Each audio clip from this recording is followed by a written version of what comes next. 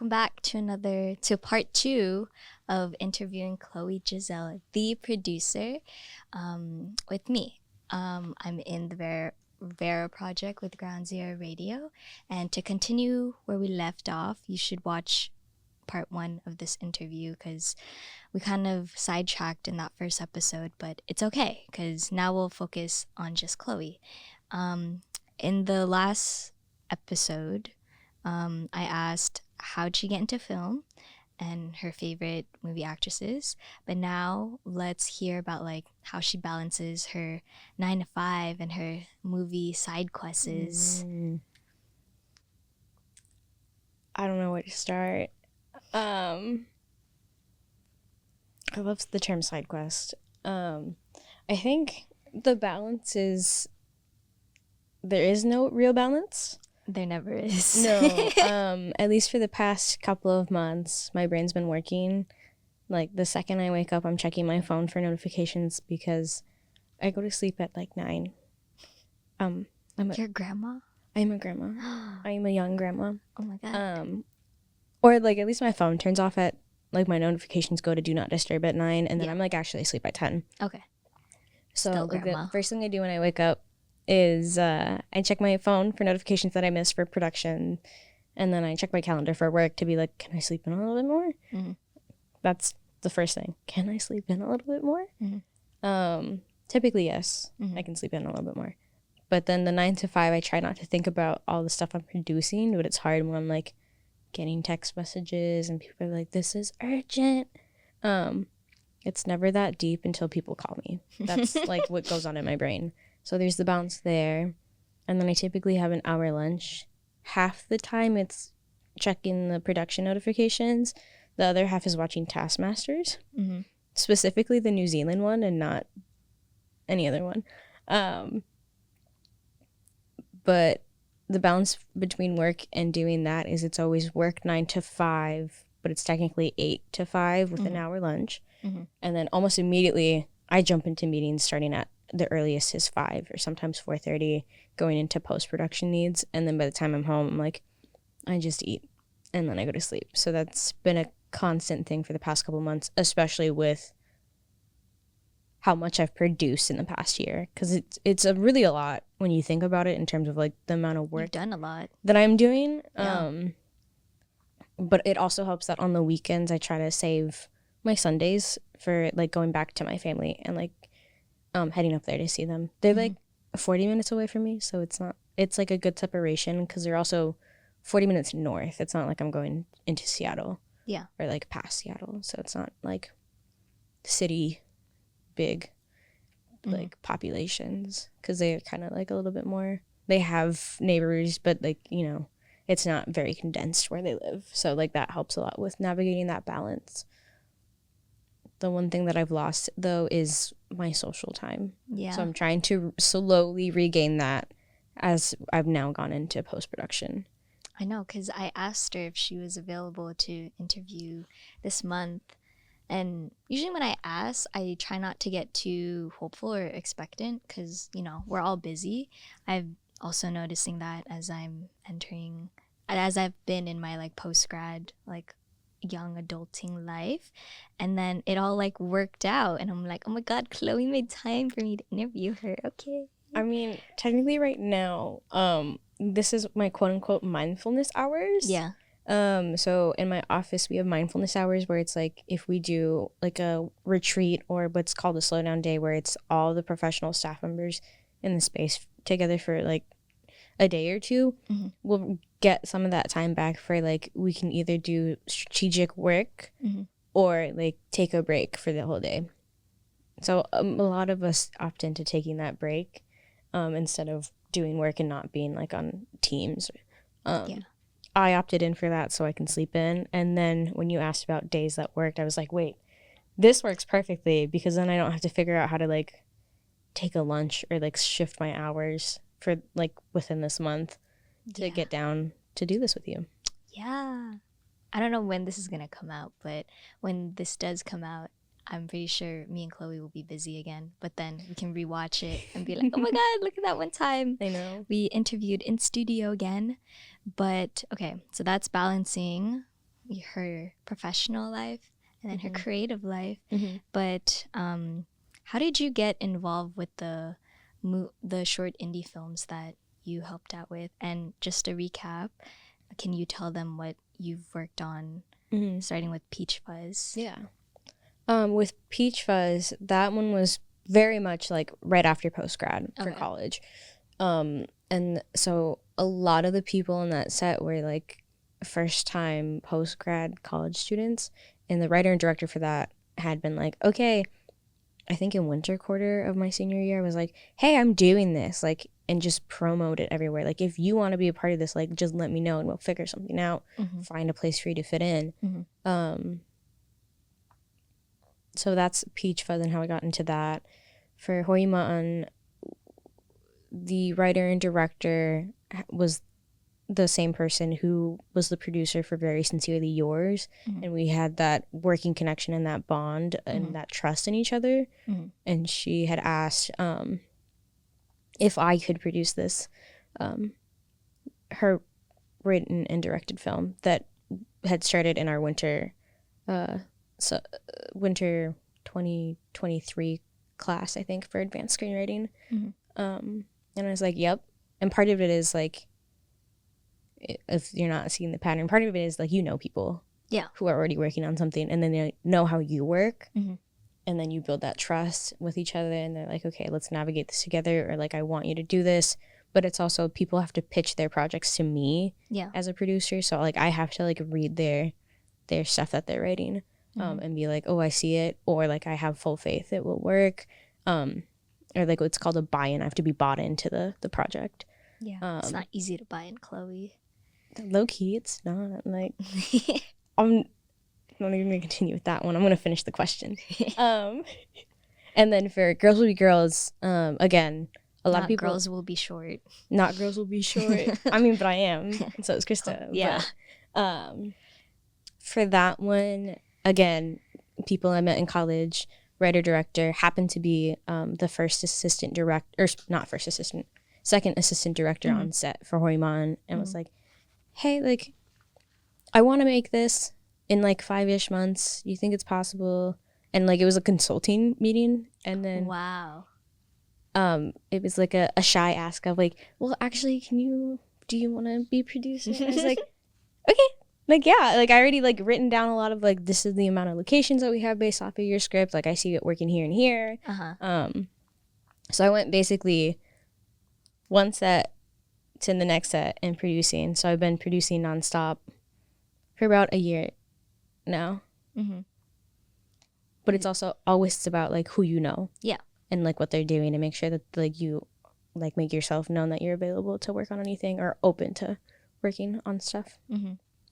Is little Chloe living out her dreams now? Little Chloe, I think, would be surprised on what I'm doing. Well, it's like adjacent. So like when I was little, I did want to be in like a performing aspect. Okay. I thought I was gonna be a singer. I thought I was gonna be a pop star.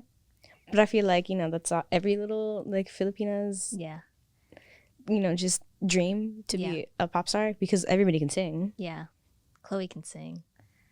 I have a song in front of you. At the FOSSA retreat that we had my freshman year. Oh, okay. You sang Love by Keisha Cole. That goes hard. Yes. I did, yes. But that was the original dream. Yeah. But I'm shy, and I'm scared of what people say about me. And like post college, it's a little bit not that, but like starting college out, I was very much an introvert and very much like everybody's judging me hard. Which I didn't think at first. So it's well, my freshman year, I was like, I'm rebranding. I'm gonna pretend I dropped my last name, so no, like when I first introduced myself to people, it was only my full first name, Chloe Jiselle. Okay. And then I had told myself to like do one thing that's out of your comfort zone. So like I met Francis because I held the door for Francis, and I was like, are you going to this CAP thing? Like I wouldn't have never talked to anybody, but I was like, okay, like they seem like a nice person, like they have their hands are full, like if I just ask to hold their door, like you know, just whatever, it's like low key, no stakes. Pasa lore. Pasa lore, yeah.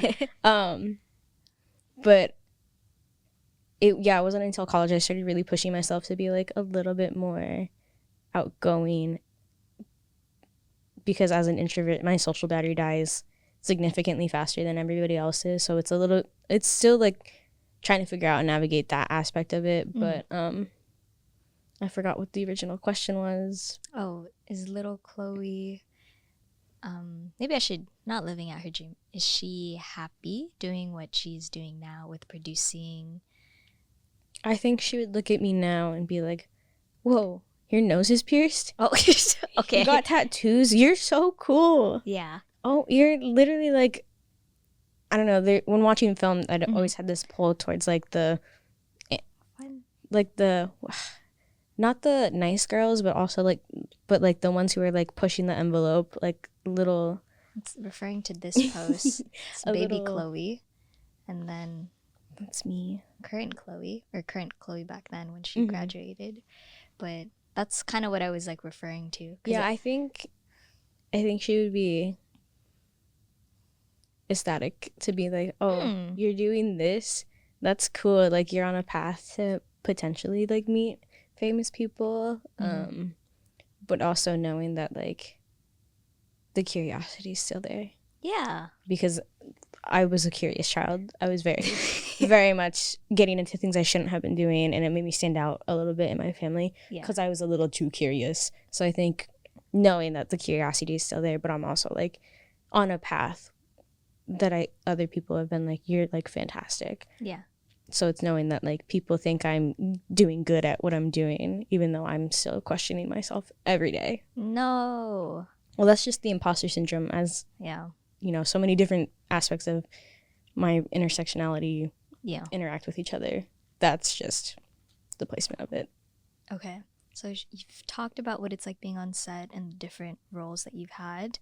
What would you say is the hardest, but like, or what is your favorite, and also what is like the hardest part about being on set? As a producer, the hardest part about being on set is being on set. Because you work so hard in pre-production, but by the time you're on set, if you're doing your job right, there's almost nothing to do because you've set up so much stuff to like just. That's why Chloe slays. You set up so much stuff just to get to set and to make sure that everything's going right.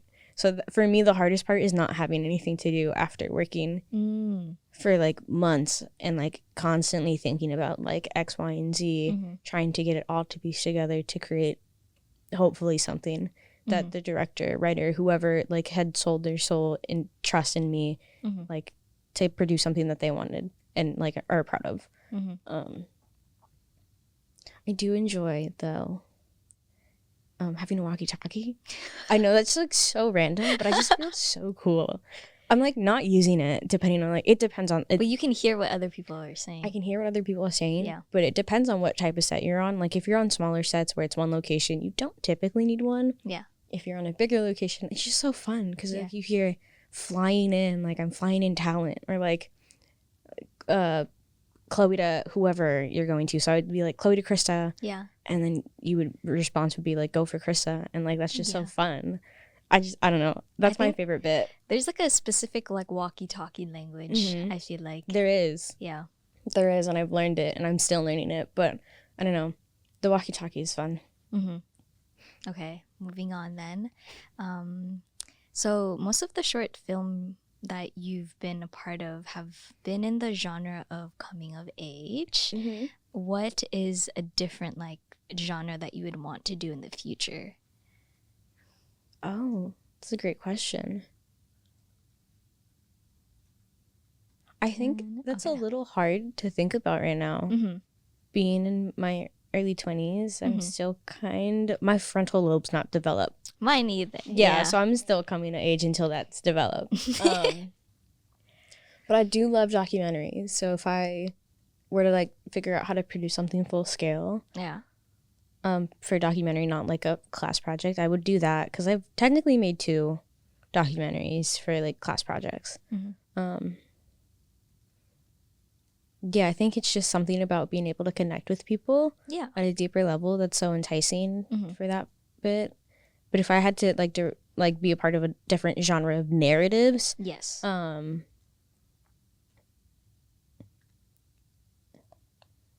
don't know.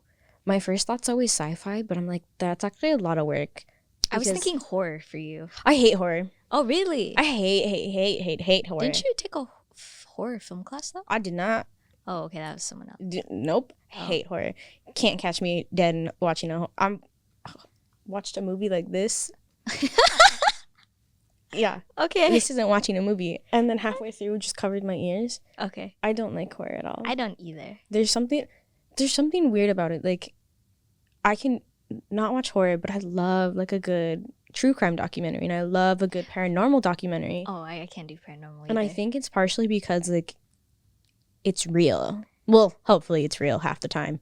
Like, you're like, I don't know. Yeah. But there's something just so silly about someone creating like a story. Like, that's sick. Like, that's gross. Like, you're intentionally trying to scare people. That's just like, ew. Okay. And I don't know like what's gonna happen, and I like can't stand like being That's played. the thrill of it. Nope. Okay. I don't like the psychological horrors either. My mom loves those and she tried to get me to watch them, but I never sat. Every like couple of minutes I'd move closer and closer to get out the door and out the living room until I just wasn't there. Because I hate horror. Okay. I learned something new. Well, I did an episode with Long. Hopefully that is already out before this comes out. But in that, I learn a lot. You learn a lot about people through their fears. And I didn't think Chloe would be an anti-horror person. I don't like horror, but I love a good haunted house. It doesn't make sense. Okay, that doesn't make sense. Well, they're like legally not supposed to touch you depending on like what kind of haunted house you're going to. Yeah. So it's not scary. Okay. Unless I feel something on me, then it's scary. Okay. But I don't know. You sound like Jamar when he said, "I'm afraid of sharks." Oh no, that's silly. Yeah. Okay. Where was I with my questions? Okay, you said hardest and favorite part. And then genres I did. Yes. Okay. What are your film goals moving into 2025? It's a great question. A lot of people I know who have worked on films previously are moving to various places on the whole globe. Yes. Are you saying you're gonna move too? No. Oh, I got too excited. No. If I were to move, I have to move where I have family because it makes me comfortable. Because I'm still learning how to be an adult. Like, I can't do it by myself. I need people there to support me. And if I would have to create a whole community, like not even with family, I wouldn't know what to do. So if I were to realistically move, I'd stay here, go to the Philippines, or move to San Diego. Those sound like good options though. I know. One of them is out of the country, but yeah. I love Filipino movies. Yeah, they're so good. Like in a cringy way. Like they're so good in a cringy way. Yes. I love Four Sisters and a Wedding. I haven't watched it, but I will. Okay. It's like a 2-part. So there's Four Sisters and a Wedding, and then they have like a movie that they came out after. I don't remember what you call it, but it's about like the before. I don't remember what you call it. A prequel? Yes, prequel. Yeah, there's a prequel on it. It's good. I love it. Okay. But yeah, realistically, I'm gonna stay here for now, just because money, family security, like it's the support system security. Yeah. But also, it's a hustle culture when you move out to LA or like New York. Like, you're constantly hustling, and there's no security in that. And I am one to not move without security. Like, I would be so exhausted, and I try to do everything that I'm doing, whether or not it's a part-time job, full-time job, or even volunteer. I try to do it at a level where it's like I'm always giving 100%. So if I had to hustle but also always give 100%, I would be so burnt out. I would not be a functioning human being anymore. Yeah. No social life. Just on the floor constantly. Crying. Rolling on the floor crying. Thinking about other things to do. What got me here. Contemplating my whole life existence. Existential life crisis. Yeah. Yeah. Yeah. Okay. So you'll still be here, but are there future... Can you give any projects that you will be working on next year? I have none right now. Oh, you have none right now. Okay. No. Okay. I think I might have to start writing. or maybe come up with some documentaries. Okay. But trying to navigate how to do that. Because I do have documentaries that I want to create, but I'm like, I don't know how to do it when it's my thing, you know? Yeah. For other people, I can do it, but for me, oh, no, I don't know. It's always a weird thing. Because, like, even when I record, like, solo episodes of my own, I'm like, this is so awkward. But then, like, if there's, like, Chloe or Long or, like, someone I can talk to, I'm like, yeah, this is so much easier. Yeah. Okay. Last question. How can they support you and the films that you've been working on? Oh, that's a great question. If you follow my Instagram, you'll see in my bio that there's a link of, there's multiple links, so you're gonna have to click into it. What's this? What projects I'm currently working on. Most of them link to either their crowdfunding or like their link trees, and there are various ways to just support our films by even just like following their social media. But if you can financially contribute, and I know that's not something always like that's possible, there are different ways that you can contribute financially to help support us in our post-production aspects of the film. But even like post-production includes like marketing and like just trying to get it to festivals, because you got to pay for that. Like a festival entry is not free. It's not free. Mm-mm. Yeah. So you can support in that way. Yes, go support Chloe, because I've been a fan of Chloe since day one, since I met her, since our first podcast episode. And I can't believe we're in studio now, because that was through Zoom. I know. And now it's an upgrade. But as always, you can go support Chloe. This is her account. And then, like I clicked on, you can go support their crowdfund. And then you can go follow GZ Radio, which is who I do my podcast with, at the Vera Project. And then you can always go follow this podcast on GZ Radio's YouTube and also on Spotify. But yeah, this is a little different because Chloe is not long. So Chloe is not long. Yeah, because she's better than, no, I'm just saying. Well, yeah, she is, but you know. Yeah, okay. But hopefully when this comes out, you will love it, enjoy it, watch it, stream it, go tell all your friends to go watch it. And hopefully by then, Chloe will have new, like, ideas for films. And then, like, maybe we can make this an annual thing. Oh, that'd be fun. Yeah. Because I bet Chloe will have so many projects. Like, this is going to be that time before she takes off and becomes big. And then I can be like, I was there first, guys. I was there first. Okay, but we'll see you